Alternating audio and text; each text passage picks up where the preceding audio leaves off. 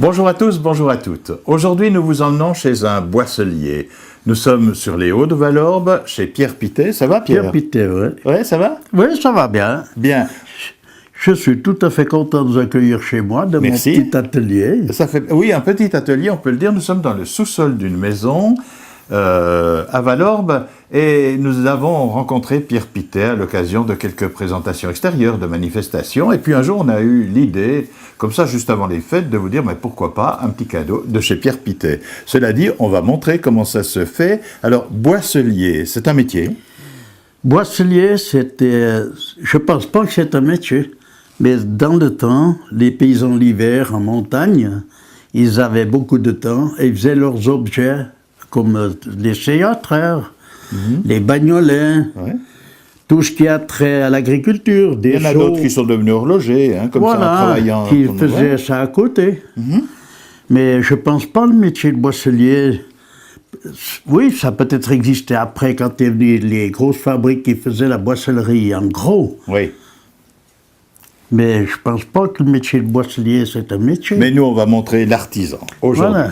Et c'est ça qui nous plaît, l'artisan qui a fabriqué, avant qu'on parle de lui et puis de son chemin de vie quand même, on va s'écarter tous les deux, Pierre, pour montrer un peu ce qui se fait dans cette maison. C'est de la boissellerie. C'est une boye à lait, Oui. voilà. Faite maison, donc... C'était très utilisé à l'époque. Hein. À l'ancienne, ils utilisaient que ça. À l'époque même, Oui. ils utilisaient que ça. D'accord. Ils n'avaient pas l'aluminium, ils n'avaient pas les séatraires pointés en aluminium. Et derrière, c'est une plus petite boye. Celle qui est un Sur peu plus haut, l'étage là. supérieur, Oui. c'est une plus petite boye, mais c'est aussi une boye. D'accord.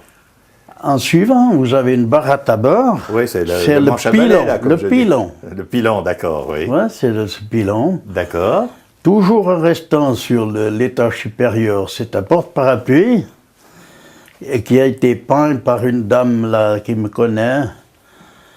Et puis après, c'était un porte-parapluie fait pour un hôtel, mais ils l'ont trouvé trop gros. Alors il est resté ici, il n'a pas été pris. Dessus, c'est un sayon à traire mélèze épicéa. Un sayon d'une capacité de 5 litres. Ensuite, la vieille baratte, c'est la baratte de mon grand-père. Ah, déjà.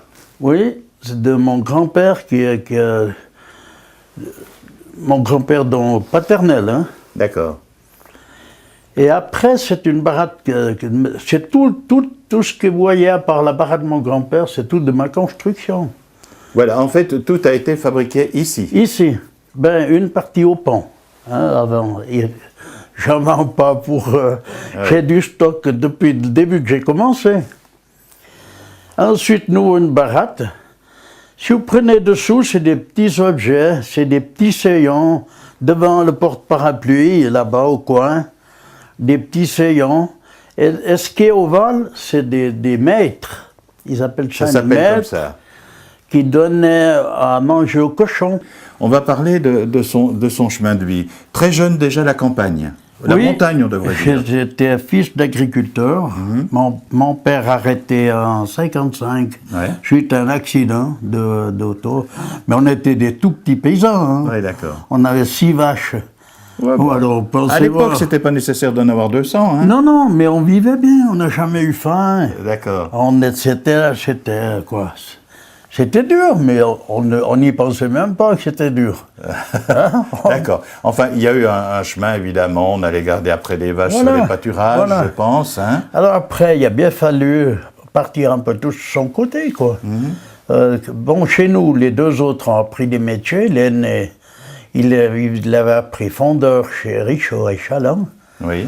Et le dernier avait appris électricien aussi à Chaland, chez Novera Pitlon. Voilà, tout le monde a fait son chemin différemment. Pierre Pittet, lui... Alors moi, sans métier, sans rien, je suis Ouais. parti dans la nature. Voilà, alors la nature, il y a eu Alors plusieurs j'ai étapes, été évidemment. l'été garder les vaches dans les montagnes, Oui. en attendant la fin de la scolarité. Après la scolarité, j'ai travaillé à l'état de Vaud. mais au cilindrage, à l'équipe du cilindrage. C'était des ouvriers qui prenaient, l'hiver on vous remerciait comme Facilement, on se rentrait chez nous, Eh oui, c'était... sans savoir le jour qu'ils allaient nous remercier, mais on appréhendait déjà. C'était les premiers saisonniers. Et l'hiver, on retournait vacher. Moi, j'allais vacher. J'ai été chez des gens du village, après la montagne. Après, j'ai été à Morat, chez Ernest Burla. D'accord. Enfin, c'est un beau parcours. Et puis, ensuite, on va sauter un peu les étapes, parce que, évidemment, on pourrait en parler longuement. Ensuite, c'était cantonnier, même responsable à la Vallée de Joux pendant de nombreuses années, il faut le dire. Hein. J'ai fait, attendez, je suis arrivé à la Vallée de Joux. Au début que j'ai été cantonnier, j'étais cantonnier au Cépet, vers les Diablerets. D'abord là-bas, 2 ans. au pays d'en haut. Au pays d'en haut, 2 ans au pays d'en haut. D'accord. Puis ma femme ne se plaisait pas tellement en altitude, avec ces roches et les routes de tous les côtés, quoi. Oui. Ces ravins de tous les côtés. Puis quand j'ai eu l'occasion de revenir là, c'était M. Ravussin qui était conseiller d'État à l'époque et responsable des routes. Oui.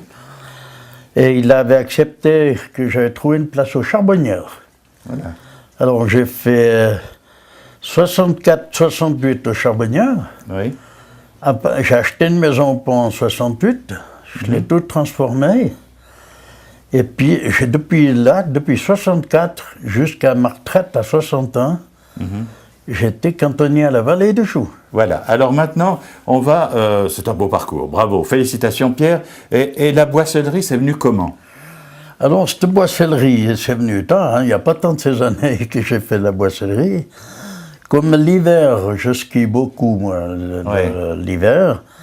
Et comme j'avais une petite montagne, gardé une petite montagne sur le Mont d'Or, j'ai été porter des chocolats de gamine qui étaient la fille de notre voisin d'alpage. Et le soir, en rentrant skier, je me suis tiré un peu trop contre la forêt, je me suis cassé une malléole sur le pâturage de la Grange Nourrie. Et de là, il restait 5 km jusqu'à la voiture. Oui. Alors je suis rentré à la voiture, j'ai mis plus d'1 heure à faire ces 5 km quand même. Et j'ai été direct à l'hôpital du Sentier. Mais comme à l'hôpital du Sentier, vous n'entreprennent pas tout de suite. Hein.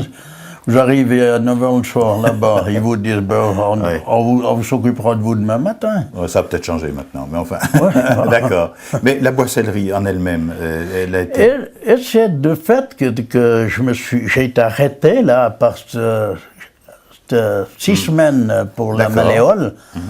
Déjà, 15 jours après que j'étais cassé la malléole, voilà ce tabouret qui est derrière vous, sous la table, que j'ai trouvé au Remblai.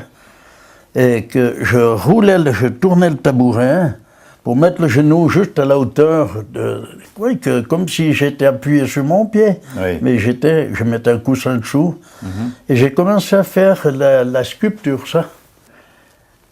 J'ai pyrogravé les reliefs, là. Puis un beau jour, j'ai été à une foire agricole en France, j'ai vu un boisselier. Il a présenté une dizaine d'objets, mais donc comme ça, puis il a montré comment il fallait fendre le bois, voilà. C'est tout. C'est tout, il n'a rien montré de plus. Et ça vous a donné l'idée de... Puis moi, j'ai été chercher des branches, j'ai essayé. J'ai eu bien de la peine à faire du beau boulot, quoi, au début. Mais, je sais pas, j'ai un peu bien le coup d'œil. Je suis arrivé très facilement à ce que je voulais faire. Ah ben ça, c'est très bien de nous l'expliquer comme ça. Maintenant, on va voir comment ça se fait réellement. On va recommencer comme chez le boisselier de là-bas, c'est-à-dire qu'on va regarder quel bois il faut utiliser et puis comment ça se pratique. D'accord? Alors, on va demander à Pierre.